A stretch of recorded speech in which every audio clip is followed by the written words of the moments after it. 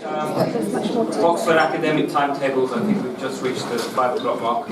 And welcome to everybody. You'll see we set ourselves up a little bit like, it's like question time. It's as close as I'm ever going to get to being David Littleby. So welcome to Oxford, welcome to question time.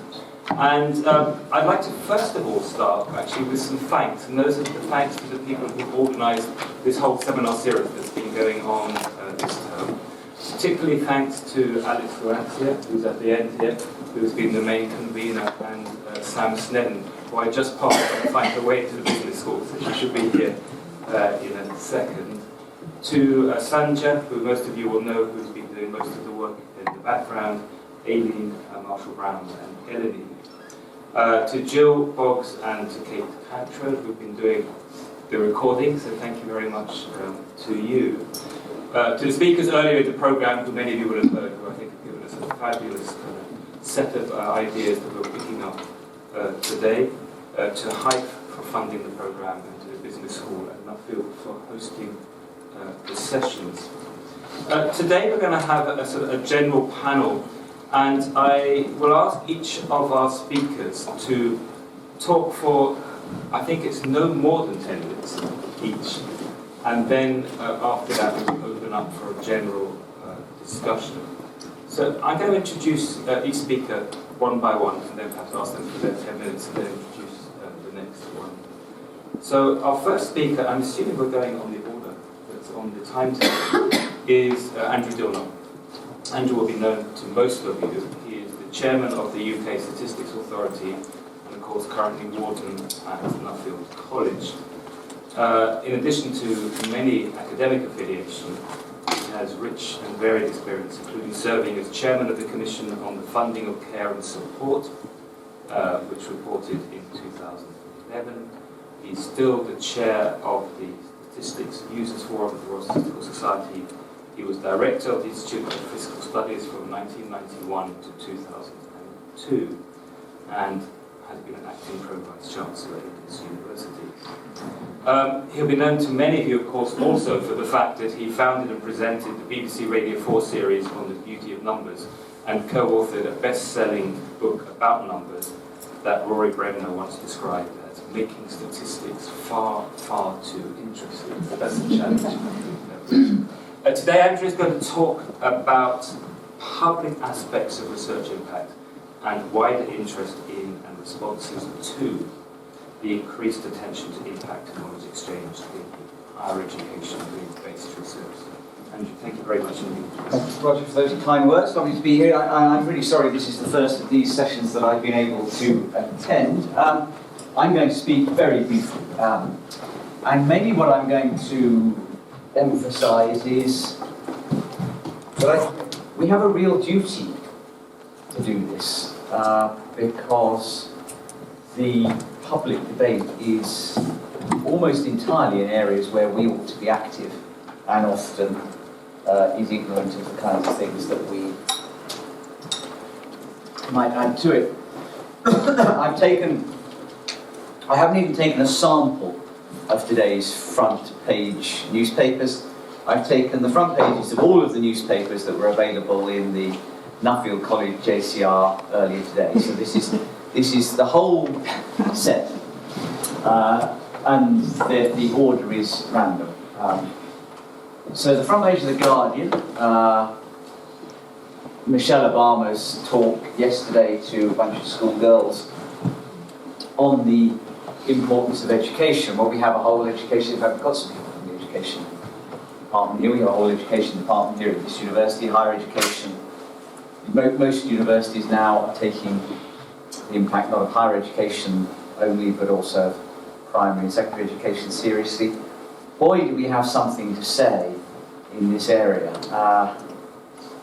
A lot of the debate about the impact of education, which was what Michelle Obama stood up and said, look, you've got to take education seriously, it can transform your lives. Well, we really need to understand the impact of education. Measuring the impact of education is an archetypal social scientific activity, and it's quite complicated.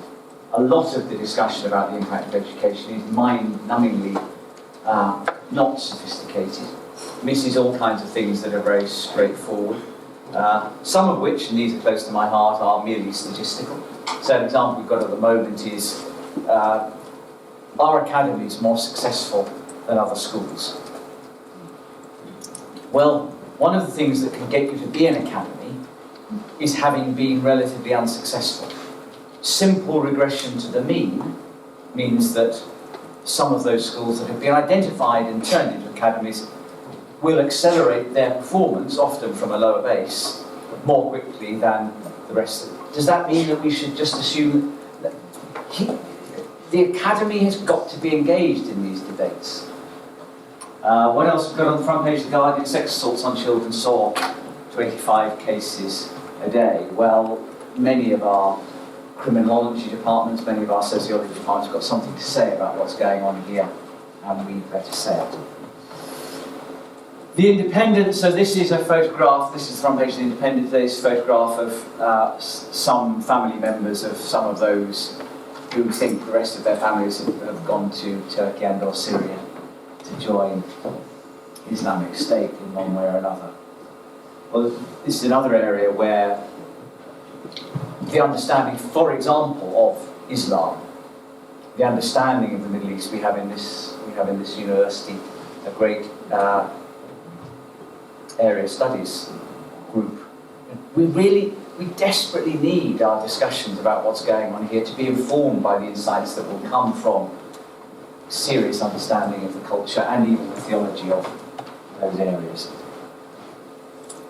The Financial Times, I've only got half of it because this is operator error on the scanner, but this says emergency plans as something like Greek bond turmoil. Possibly the largest in the last 5 or 6 years economic and financial thing that might affect us going on in Greece, where we desperately need insight from economists but also from political scientists, those who understand Europe. The Daily Telegraph, this is the top story was about the difficulties of motherhood past 35, fertility dropping off. One of the areas that we're seeing a big growth on in social sciences around the world at the moment is interested in the links between demography and other bits of social science. Here again, we desperately need, pleased to see that there are figures from the Office for National Statistics being quoted. So there's this is a very delicate set of matters. And then roadworks hamper 1 in 3 car journeys. And everything is here. Investment, the environment, the choices that we make.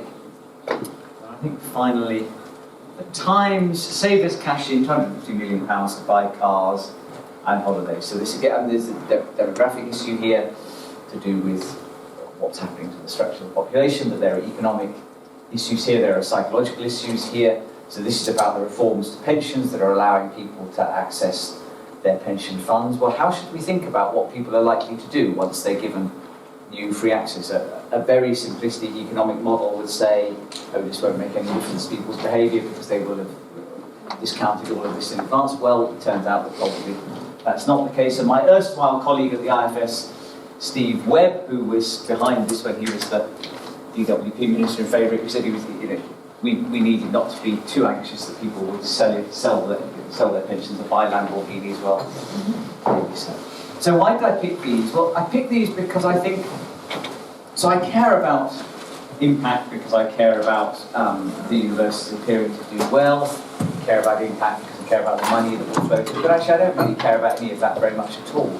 The reason that I think we should care about impact is we've got important things to say, and the debate that's going on out there in the public space is often nothing like as well informed by what we've got to say as we ought to make it. And that I think means that we have an inescapable responsibility as academics to describe what we're doing in ways that are comprehensible to and accessible and attractive to the people who are running this kind of debate.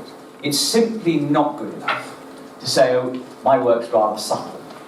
I don't know how to explain it in ways that newspapers can understand.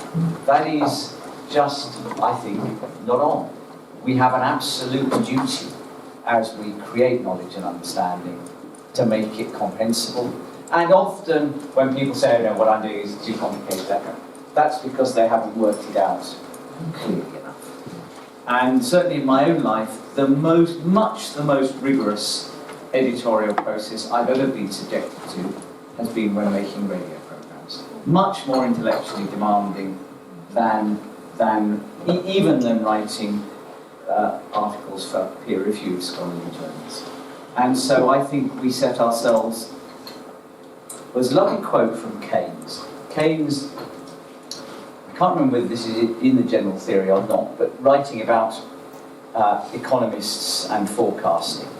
He says something like, economists set themselves too easy, too futile a task if in tempestuous times all they've got to say is that when the storm is over, the sea will be calm.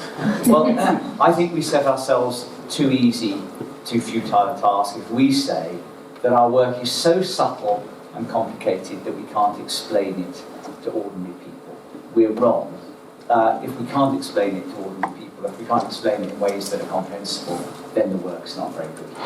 So I'd like to see many more of our colleagues in the academy represented in these kinds of discussions, because we've got things to say about all of them, and we shouldn't be shy. So. Great, thank you very much for that introduction to the Nuffield collection. Moving on, our next speaker is Dr. Claire Donovan. Are you coming up to the front? We haven't got the choreography right. Claire. Yeah, do you want to just read? Claire is currently a reader in Science and Technology Studies at Brunel. Her past affiliations include those with the Australian National University, Oxford, Cambridge, Harvard, LSE, National University of Singapore, University of Sussex, and the Open University. She's long been an advocate for considering the unique qualities of the humanities, arts, and social sciences within science-based evaluation systems. And in 2006, she was chair of an Australian government technical working group on research impact, where she championed the use of case studies and narratives alongside robust impact indicators. The work of this group influenced the design of REF 2014. Today, Claire's going to reflect on the Australian experience of their initial attempt to introduce measures of impact and provide an international perspective on assessing research impact. Thank you. Thank you for the invitation to talk here today, and thank you for organising such a wonderful and fascinating series. I've managed to make a few, and this is a great panel to round off the discussion, I think. I've been asked to talk about the international dimension of thinking about research impact and some experiences I had involved in policy and impact in Australia, but that's policy in constructing what impact is for us as academics, and to reflect on some international challenges and international trends.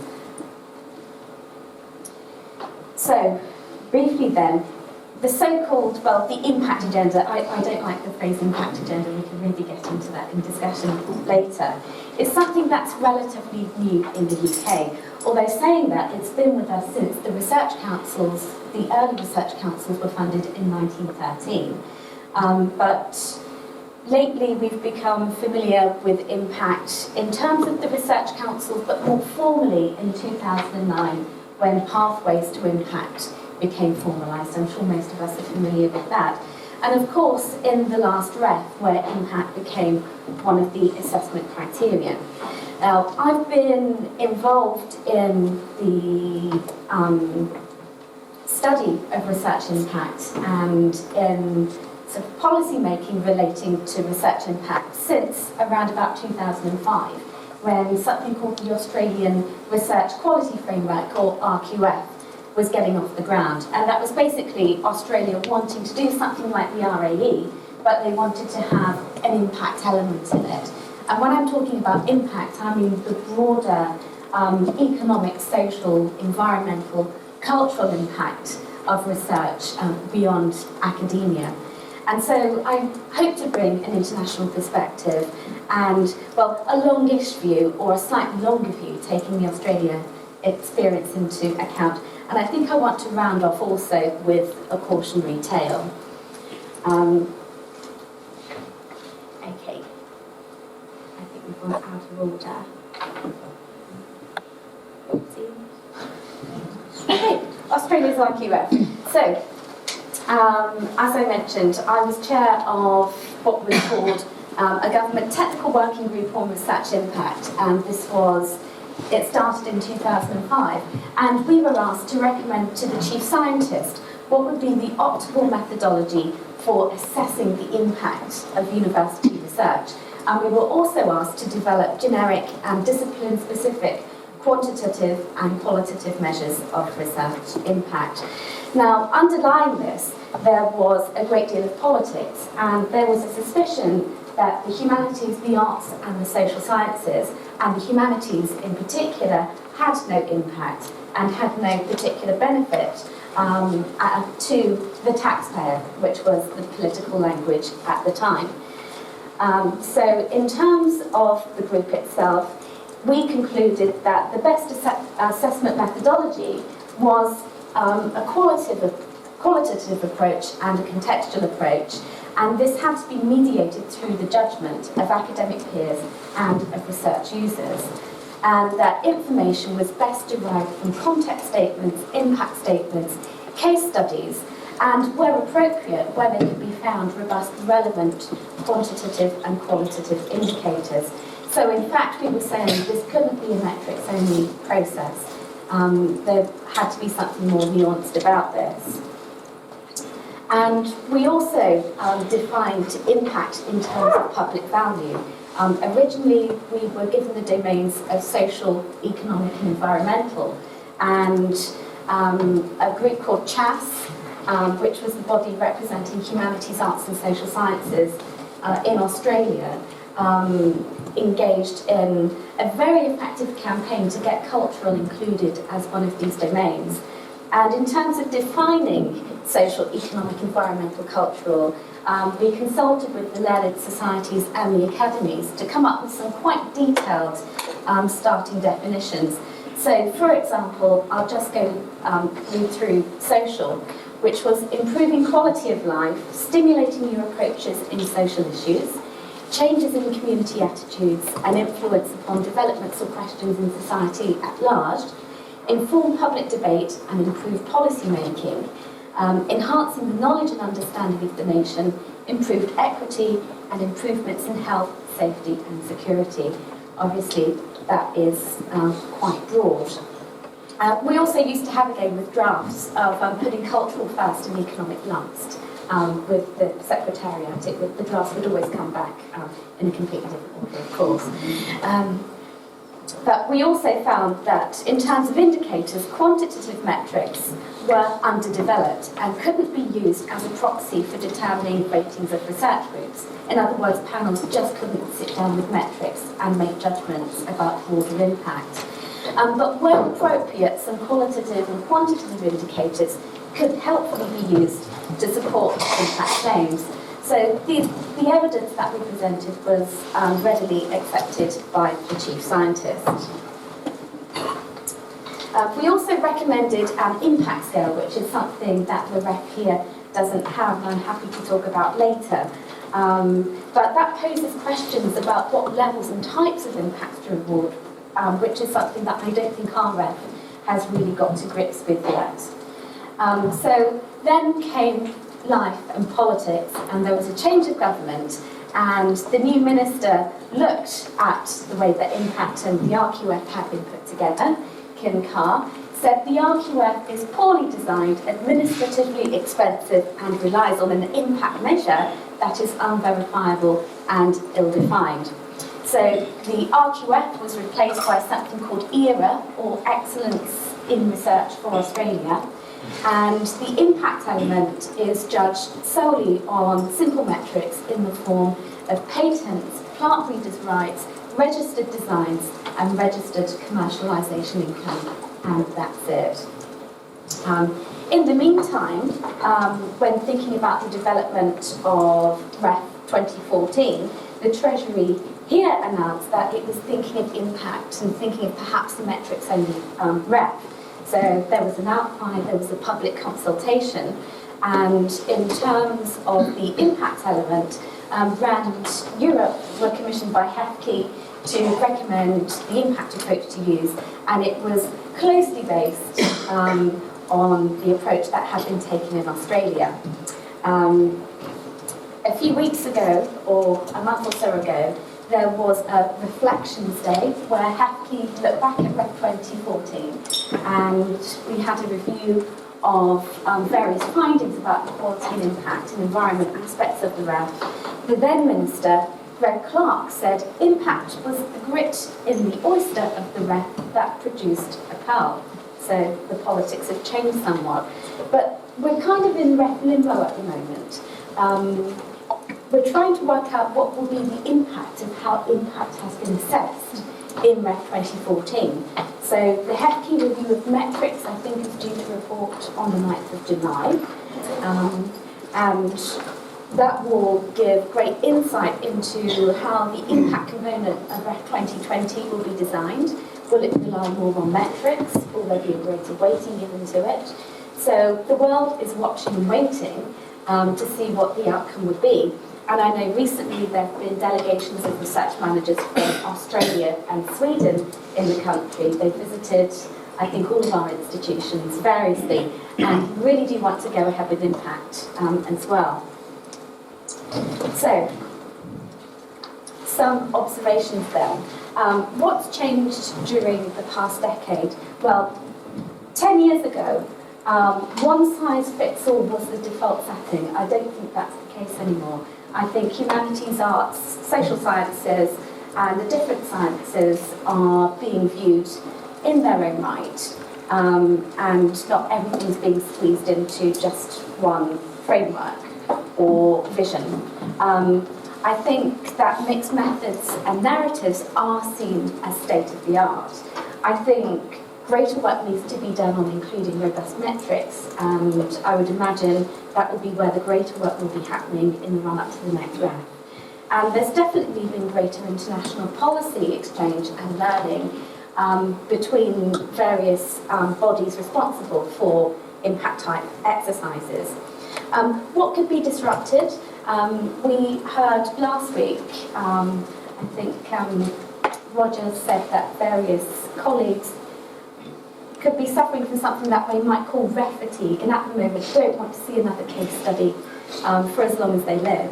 And I talk about REF fatigue and potentially committing metricide, because if we don't want case studies and we don't want narratives, what will go in its place instead?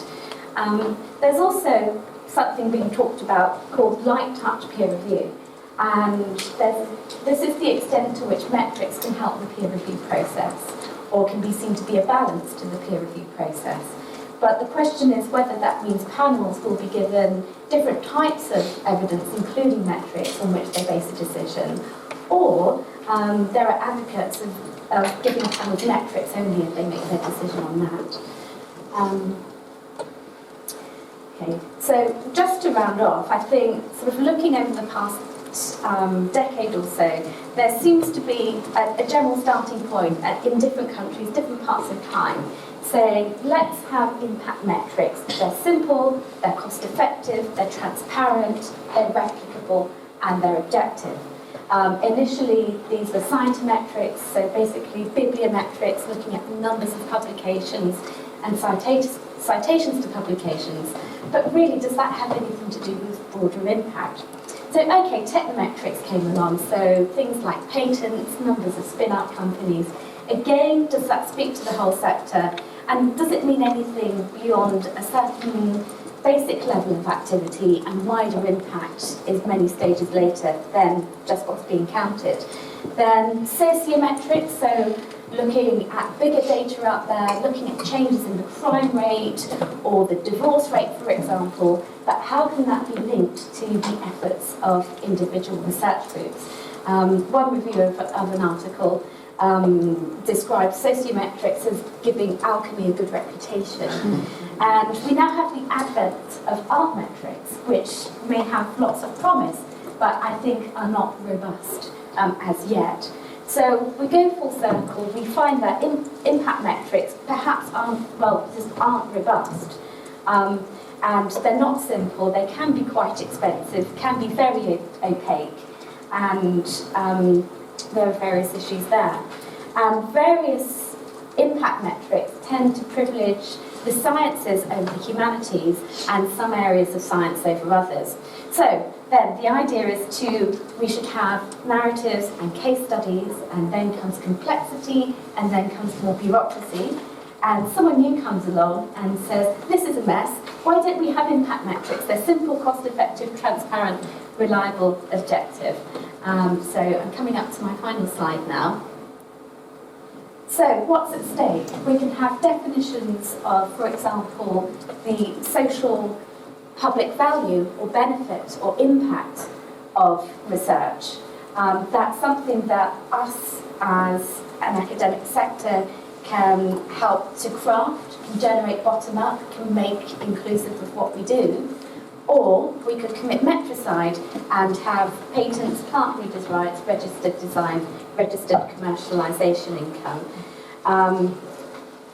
It's important because QR money is tied to this. So ref fatigue aside, which would we all really prefer? And I'll round it there. Thank you very much. That's really it. Thank you. Okay. Well, do you Hi, there you go. Okay. Well, we've all been told to stand up there. That's fine.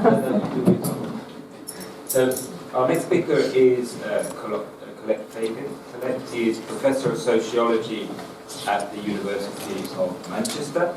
Her research focuses particularly in the fields of employment and public policy, and she's the UK National Academic Expert in the European Commission's Expert Network on Employment and Gender Equality and a member of Eurofound Advisory Committee on Working Conditions. She led the preparation of the University of Manchester's REF 2014 submission to both panels C and D, and is the university's academic lead for managing the ESRC Impact Acceleration Account. So it's going to be drawing on that experience that she's going to talk today about the interface between universities and the research councils and other funding bodies. Okay, so thank you very much for inviting me to this seminar. It's very, very interesting. I'm going to do three things. I'm going to give you a little bit of background about the faculty I work in, because we all work in different organisational structures. I'm going to talk about the evolving climate of knowledge exchange and impact for research, and where I want to get to is the opportunities and risks for academics within this institutional framework. So, humanities is, Manchester covers 5 schools across all the social sciences, arts and the humanities. We ended up with the humanities label. That's why I always have to explain I'm a social scientist and a sociologist within this. There were 36 disciplines, about 1,200 academics on which we based our REF submission. It's diverse, the range of methodologies, the issues we tackle, and it contributes to the world around us and it impacts in a number of ways.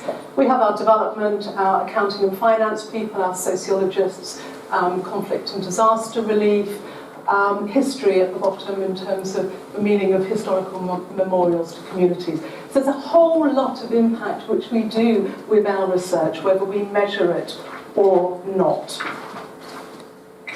Why do we do it? Well, Andrew already gave us a very clear intro on this. Why is impact important? It's a worthwhile thing that we do as academics. We can engage a number of issues built on our research and our interests. It's one of the ways universities can make a contribution.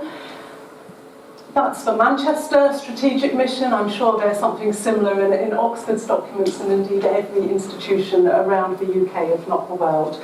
That actually predates the introduction of the language of impact agenda. It's present in the research councils, and as we know, it was really given a kickstart by the innovation in REF 2014, where it measured 20% of the overall funding formula. And if we continue in the direction of travel, despite a change in government, we're looking at a possible increase in the loading that comes on the impact of our work. So it's a good thing to do, and there are instrumental reasons for doing it as well. What did we do? A little bit in Manchester. Well, across our 2 panels, we had to do 81 impact cases. They covered the full range of impact allowed in REF, and let us remember REF uses particular definitions of impact. And when we got out at the end of this, we were quite happy with our result. 91% in humanities were rated at 4-star, 3-star. So, what did we learn from this exercise? Well, first, as indeed across the sector, it was a steep learning curve for many of us. It involved retrospective capture for many of us, and it was hard work and resource intensive, both for the army of support staff and academic leaders and the individual writing their impact case and then being told to redraft, to boil it down to the crisp text that Andrew alluded to in terms of Radio 4 broadcasts. Hard work, but actually, personally, and I think institutionally, very, very rewarding. We were quite nervous when we went to some of our disciplines, and I had classics to think, how are we going to find a case which has impact but fits this REF formula? And we did it. And we also, when we started, thought, oh my gosh, and in Manchester, humanities sits on one side and the 3 science faculties sit on the other side of the road. Across the road is going to be a lot easier, and we're going to have to learn and run from them. And you know what? They were learning from us as well. So that was really quite enriching when we got over the lab proof of principle IP as the only model of doing REF. So it's good to do. However, 91%, the whole sector rated itself rather favourably. Panel C and D didn't rate itself quite as high as the health sciences, but we were all perhaps a bit relieved, reassured, or a bit backpacking, because we knew we had to show the government that we were doing impactful work. We can expect the bar to be higher next time. The bar's raised for every time we go into REF, and we can expect more debate about what is judged 4-star, how we measure it, whether it's metrics, whether it's narrative, and what will count as evidence. So that's the uncertain terrain to go into. The other part of the environment is just to draw your attention to the ESRC Impact Acceleration Accounts. Now, like Oxford, we were one of the 3 pilots. We are one of the 23 institutes in the sector that have been given an award, and these are great to have. They provide a valuable contribution to supporting, resourcing, engagement and impact, and they allow a certain amount of institutional flexibility. So I'm a really big fan, and I'm not just saying this in case the ESRC see the podcast. It's helped us to do lots of really good stuff. And just to date, I put up some of the headlines: 4 placements, 7 projects, 7 policy evidence seminars, and 35 projects. Clear engagement with external partners. The test case for much of humanities is, can you get the commercial business sector involved? 18% of our partners are, and it's leveraged in 450k. And this is partly some of the KPIs that ESRC is looking, as it itself learns how to make these accounts run effectively. Here are a few examples. Big data and urban waste management, rights of undocumented migrants led by our law school, age-friendly guides to urban space working with Manchester City Council. Range of outputs. The one that's missing and should have been here, as I reflected on the slides coming down, is it's also led to research bids and academic outputs. And this follow-on circle of building relationship, shaping agendas together and going forward, as well as all these new formats that we have to learn how to do to get our message out there. And one of our biggest ones, actually, and I hope it's not a problem at Oxford as well, is getting our academics, when they organise the policy events, to think outside the box and not do an 8-hour event and expect a policy user to come up and sit through it, because this is no way of fully engaging, and arguably even academics, we don't need to be sitting in a room 8 hours. That's one of our activities. Again, we can see it right across the sector. We're all building portals, points of contact, single point entries to engage and to make it easier to read what our university is doing. And this is our policy-facing one policy at Manchester, but you can almost pop them picking up across the sector when you look at job ads, etc., in the Times Higher. So, where do I want to end? I want to end on opportunities and risks for academics. And these are the kind of issues we have worked through with our colleagues and indeed ourselves as academics. When you do it, it can be hugely satisfying, but it adds more work. And for us, some of the things we've had to address is how to persuade and support colleagues that if it's one more thing to do, we're going to help them do it so that it's not as intensely demanding and detracting from time for research, teaching and so forth. And indeed, there is a skill of learning how to do it, and we're all going to become media savvy, and then we'll all have to do it a little bit better to make sure it's our newsletter which is being picked up in the ministry and not another, or it's us who are getting on Radio 4 and not another. So that's going to be an aspiring one. We've also had people saying, at last, I've been trying to do this for years, have been doing it, my institution hasn't recognised it, and I've done it despite, but now there's a clearer route and support to enable me to do it. The so-called applied researcher, which when I took my PhD was a very derogatory term. You did sociology theory or you did applied. We've seen a little bit of a redressing of the balance. Done right, for certain topics, it can enhance the research design and quality. But others fear, and quite rightly for some projects, but it can end up being the tail that wags the dog, or constraining your agenda because you're so busy about getting a good pathway to impact that everything else has to be slipped and moulded and diluted to get there. So one of the biggest skills we have to build into our academic training, right from PGR upwards, is the confidence not to do it, to realise that not everybody has to do it at every point in their career to be doing good academic work. But the research design should not be led by impact.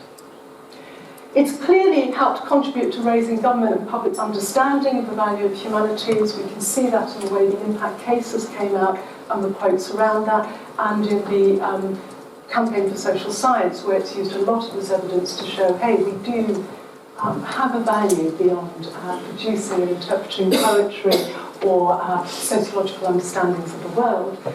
But it also raises huge conceptual and methodological issues, which other panel members have mentioned and we'll be going on to. We face issues of bar raising, of how we measure it. We face formulaic learning of how we all write pathways to impact. As a peer reviewer, I can see standard things coming out there, and we're all going to have to think how we do that. We face user fatigue, endless requests to write testimonial letters for ref, or to come along to all these events, or to send us a favourable email explaining why they can't come to the event, as we all gameplay to capture the evidence for the narratives. And really a recognition that some of it is the slow burning has been our ref cases. These have been the ones which have emerged as our strongest of humanities. I won't blow my own trumpet too much, but I was one of the cases, and it took 15 years for my research to build an impact case. That's 1 year after I finished my PhD. And a colleague asked what it was as I came in, so I'm not going to show you the fair trade chocolate, although I'm very proud of that one.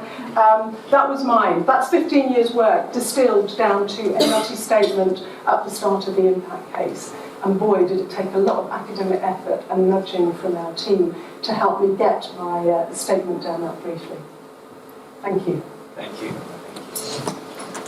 Was fair trade chocolate somebody who started with? No, Sussex. Oh, she may have started here, yes. Stephanie Barrientos. Okay, thank you very much indeed for that. Our next speaker is Alice, who needs little introduction to this audience. Alice is Director for Research and Associate Professor in this university's Department of Higher Education. She was the Senior Impact Advisor when we did our ref in Oxford. Her recent work includes a study of indicators and metrics for research impact in clinical medicine, and another study on practices of impact in STEM, social sciences and humanities, as well as a study of innovative methods for capturing the cultural value of research. And she talked about this recently, a textual analysis of the REF 2040 impact submission by Oxford. She's currently leading on a HIVE project of knowledge exchange in social sciences, and she's going to talk, I think, a little bit about the conceptual complexities and relational nature of impact, including perhaps a reflection on the Oxford REF. Thank you very much. Thank you very much, Roger.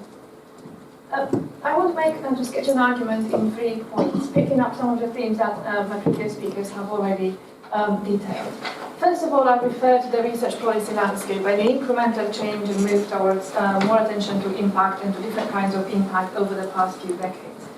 Secondly, I make some points about the higher education institutions' responses to this shifting landscape. Responses that amount to an evolving economy of finding, creating, giving, documenting and demonstrating value or impact in other terms. And finally, I want to challenge some of the notions of impact that we have been using in a lot of the public debate recently, and question whether, first of all, they capture the relational nature of how impact is generated, and secondly, whether they capture what is deemed as inherently and deeply valuable both by academics and by people outside higher education institutions. So my first point, research policy. We all recognize those terms, I think, from wealth creation through user relevance to connections with industry. And you can also project back several decades to core reports that supported the growth of these terms and then they're becoming prominent in the public space. But despite the fact that the public debate seems to have been dominated by a lot of these discussions, what I find interesting is that in the background, what seems to have happened was a renegotiation of the principles underpinning the relationship between universities and the state. And that renegotiation's aspects of the outcomes of that renegotiation include the introduction of performance-based funding and performance-based assessment, more concentration for research funding, and more recently, particular forms of accountability for impact. And all of those things have become conditional for professional autonomy and for self-regulation in higher education institutions. At the same time, a whole assessment machinery has grown in the background to support these renegotiated principles and practices. And that machinery of assessment has become increasingly stratified. Different ways of assessing apply at individual and publication level, at institutional level, and at system and field level. And it's also become increasingly specialized, with lots of substantive expertise in the field being assessed still being required at the individual and publication level of assessment. But new forms of what I call procedural expertise being in huge demand at field level and above institution level of assessment. Procedural expertise means understanding and knowledge and skills that have to do with running the exercise, the assessment exercise, be it the REF or any other form of exercise itself. And in that process, a new vocabulary seems to have emerged. Again, a stratified vocabulary, and what I'm showing you here are a number of metrics, indicators and criteria that have been used at those different levels in order to refer to aspects of research quality and research impact. And they include the REF criteria as well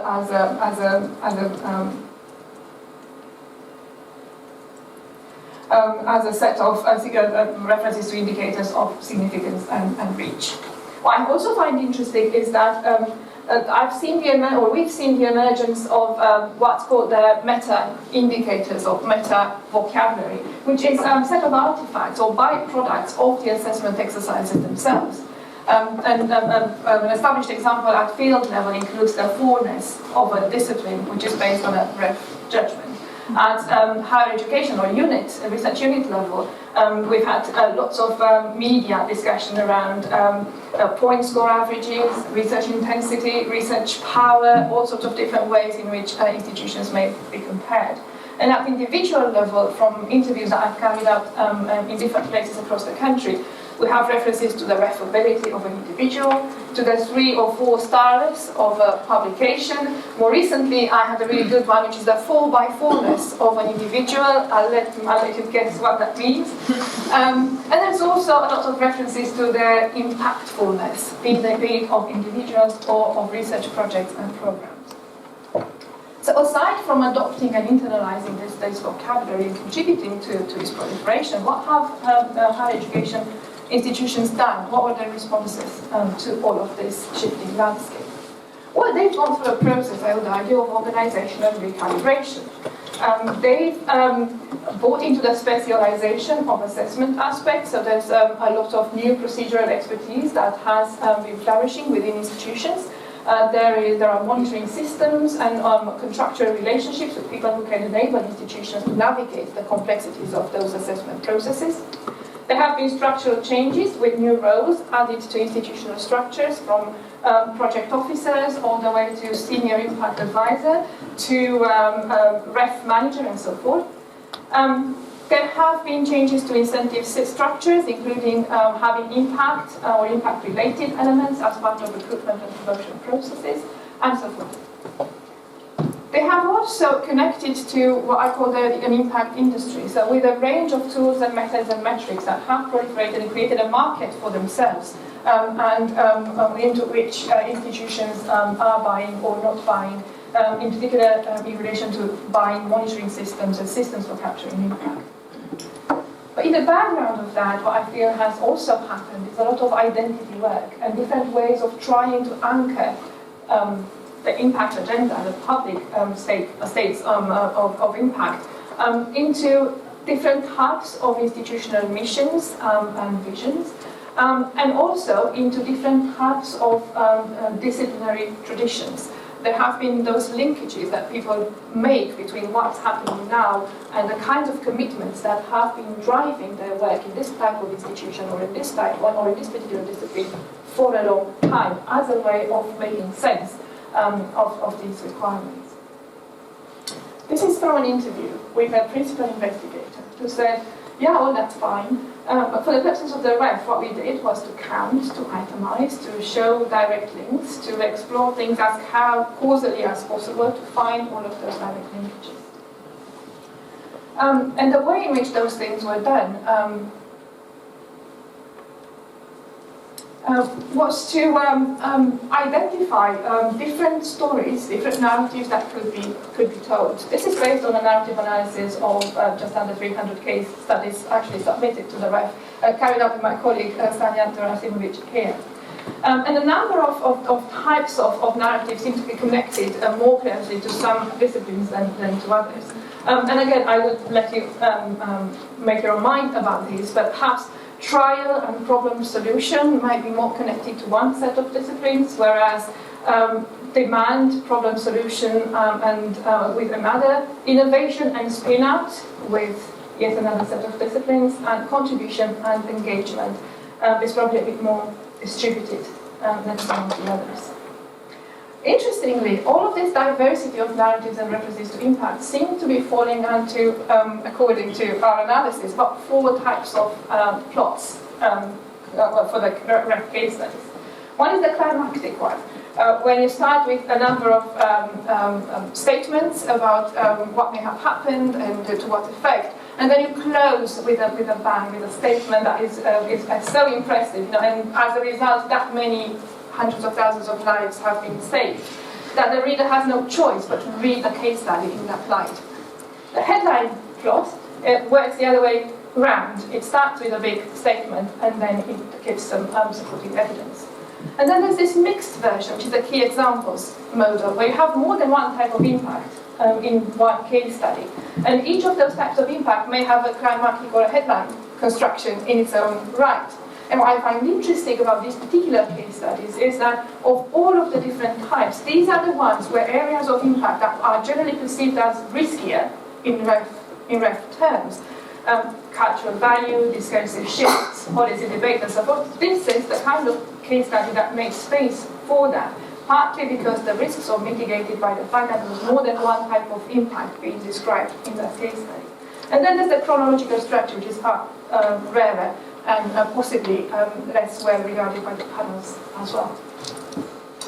And they supported these narratives with a vast range of evidence. This is based on analysis of the Oxford submission, which is clearly led by an emphasis on testimonial evidence. And you can see web and old metrics, Claire mentioned them earlier, right at the bottom of that table. So it'd be interesting looking to the next round to see whether there are going to be any shifts in terms of the kind of evidence that people place most weight on.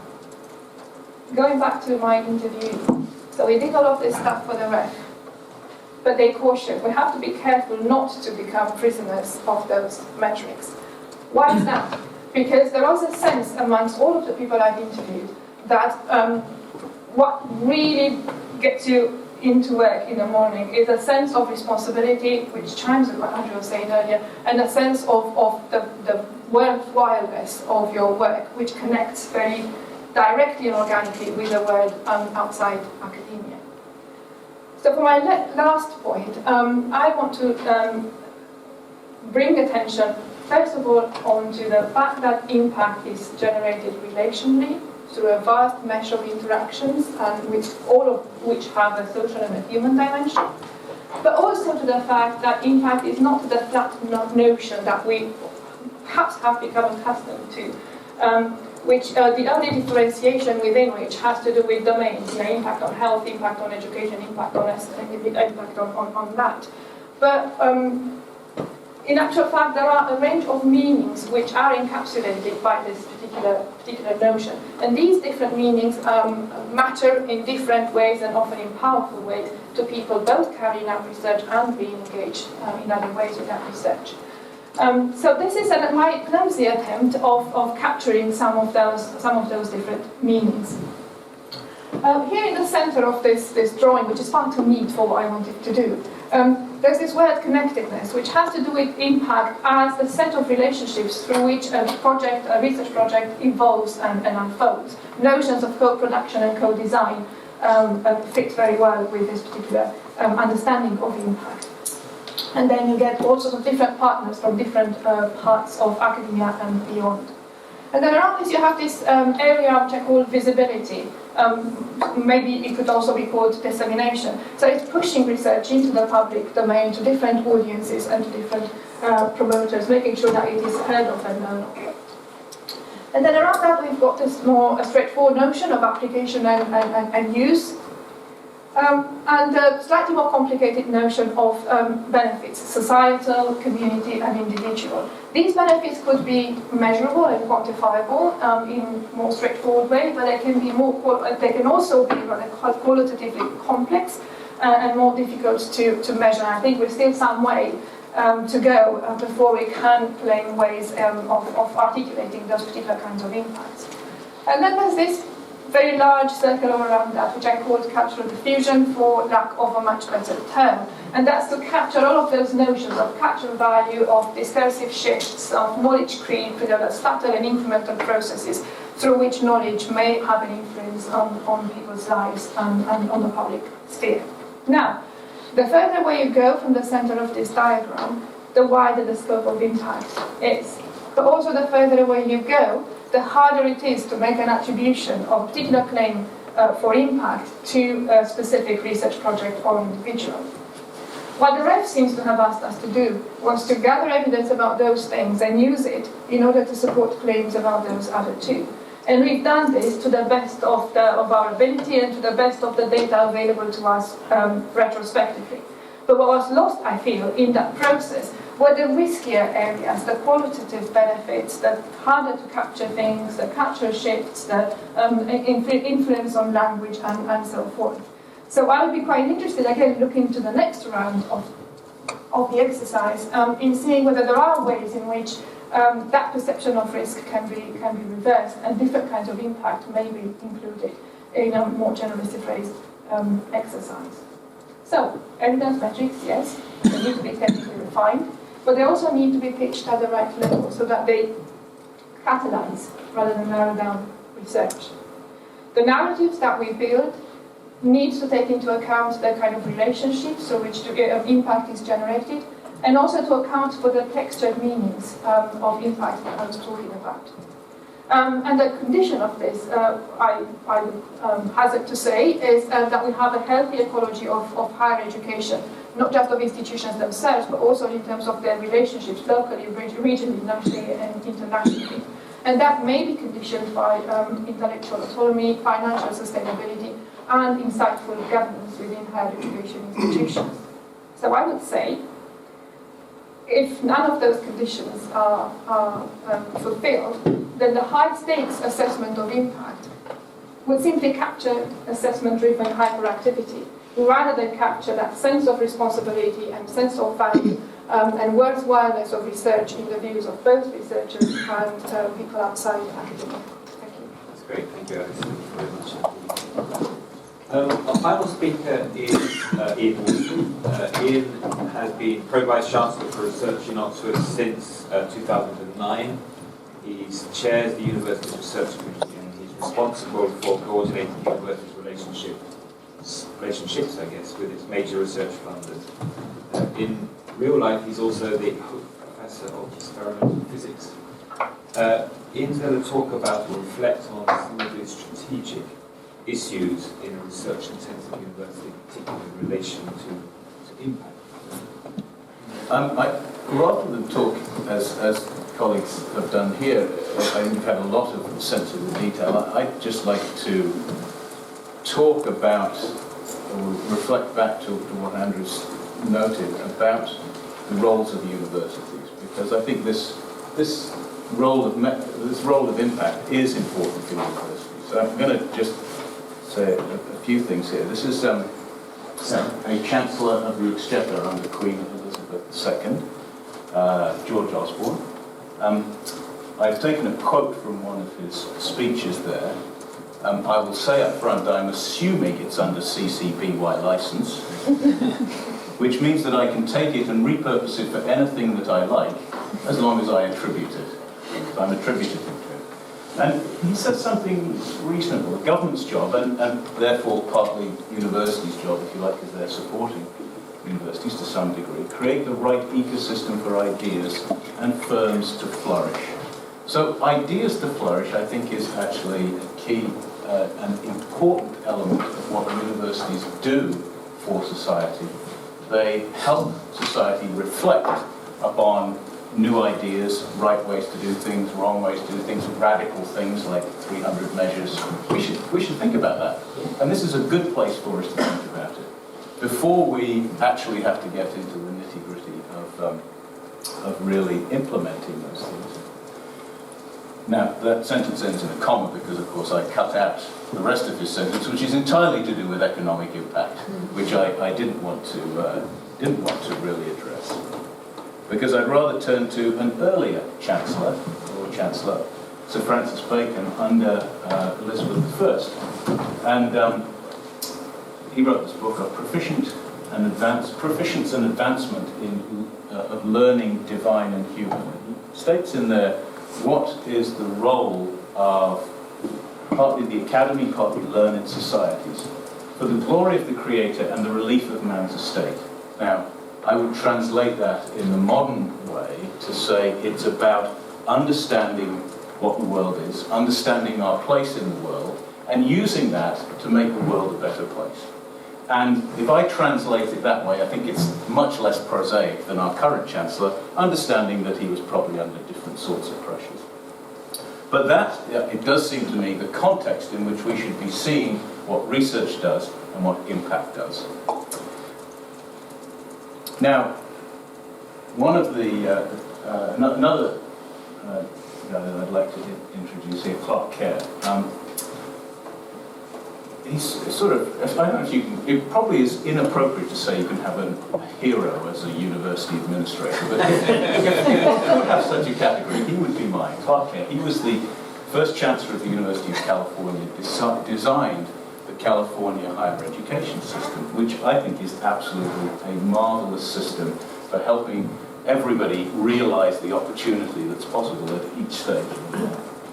So he wrote this book, The Uses of the University. It's the Godkin Lectures class from 1960. And he really talks there about the various stakeholders that are within the university. And I think you can see them going back to Francis Bacon, the students, the faculty, and the outside world. And it is the conjunction of those elements that he says makes the modern university. It's not a university, it's a multiversity because of the different stakeholders. And in that sense, I think impact becomes a core part of an academic mission. But how should we consider, one reason this guy is a hero of mine, he has a fantastic sense of humor. So he was the Chancellor of Berkeley in 1968 when there was a bit of student unrest, just a little bit. And the regents of the University of California did not like the way he handled it.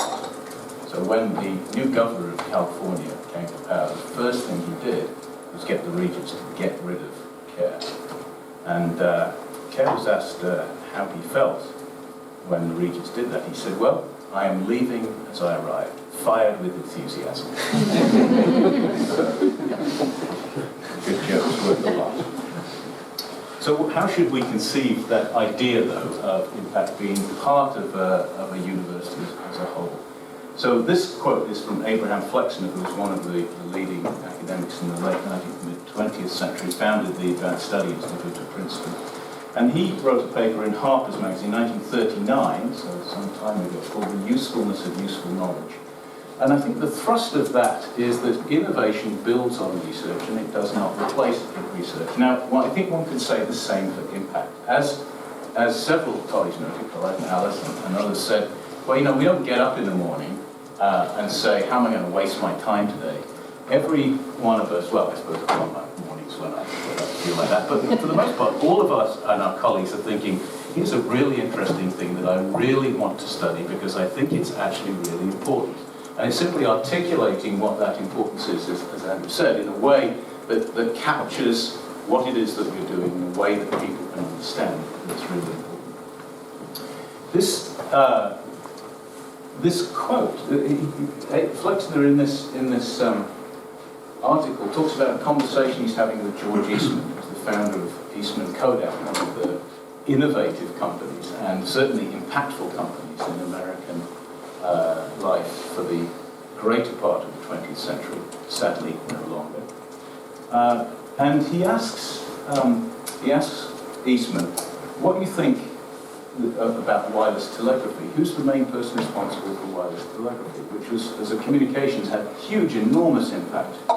And Eastman says, well, it's Marconi, Enrico Marconi, because he was the guy who found a way to take that science and put it into a company with real technology. And Flexner's view is, no, it's not. It's Maxwell, it's Heinrich Hertz, it's Faraday. It's the people who in the previous 100 years had done the basic research, thinking about basic research, in a way that enabled the idea of wireless telegraphy to emerge. Of course, Marconi is not without consequence. He actually turned it into a technology, but that couldn't have happened without the underpinning research. And it is that conjunction that I think is most evident within a university environment. Certainly in the UK, it's sometimes different in other countries. And that is, I think, the value that we can really add. And what that means, that conjunction of people really being passionate about ideas, doesn't mean that every single person has an impact story to tell right away. What it means is that simply because when you're generating ideas, that's just me, 9 out of 10 of my ideas turn out to be pretty useless. And I venture to say it might be a lower percentage for others, but it's probably not 100%. Every idea turns out to have real legs. And therefore, and yet you cannot find the ideas that are going to have that impact in whatever way you want to measure that, unless you have a critical mass of that activity. So this ratio of 1 in 10 impact case studies to individuals is, I think, reasonable. I think that also talks to how we might think about metrics. I must admit I'm fairly relaxed for the reason that there probably are 300 or more, and each of them are equally useless or useful.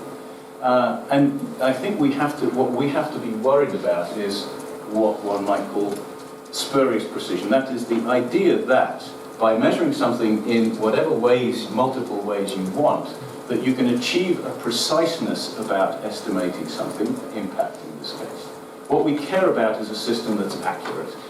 And there's a distinction between those two things that I think is quite important. So I am confident that with all the imperfections that surround REF and all of the things that we will no doubt see in the future, modo grosso, it's probably among the more transparent ways focused towards excellence of some kind or another that we have for allocating public money.